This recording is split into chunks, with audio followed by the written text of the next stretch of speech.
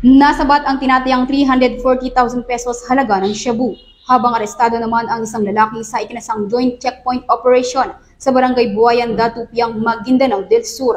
Nito lamang ikatatlo ng Setyembre taong kasalukuyan. Kinilala ni Police Captain Razul G. Pandulu, Chief of Police ng Datupiang MPS, ang suspect na si alias Jack, 35 anyos na residente ng Barangay Montang, Datupiang, Maguindanao del Sur, habang patuloy namang pinaghanap ng mga otoridad ang dalawa pa nitong kasamahan matapos makatakas.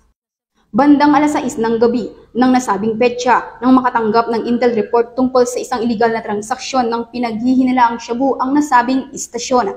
Agad namang ikinasa ang naturang operasyon ng mga tauhan ng Datupiang MPS, katuwang ang mga otoridad ng 2nd Provincial Mobile Force Company, Provincial Intelligence Unit MDS-PPO at Provincial Drug Enforcement Unit.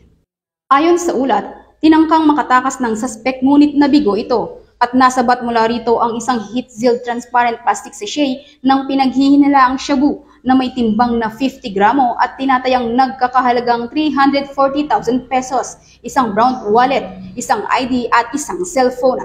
Samantala, ang naarestong suspect at mga nakumpiskang ebidensya ay nasa kustudiya na ng Datupiang MPS para sa dokumentasyon at tamang disposisyon at maharap sa kasong paglabag sa Republic Act 9165 o Comprehensive Dangerous Drugs Act of 2002 kapag napatunayang nagkasala ito. Patuloy ang Maguindanao del Sur PNP sa mas lalong pagpapaigting ng kampanya kontra iligal na droga upang masiguro ang kaligtasan ng bawat mamamayan. Mula dito sa rehiyon ng Bangsamoro, ako ang inyong Police News Network Correspondent, Patrolwoman Veronica Lagi, alagad ng batas, taga-taguyod ng Balitang Pulis.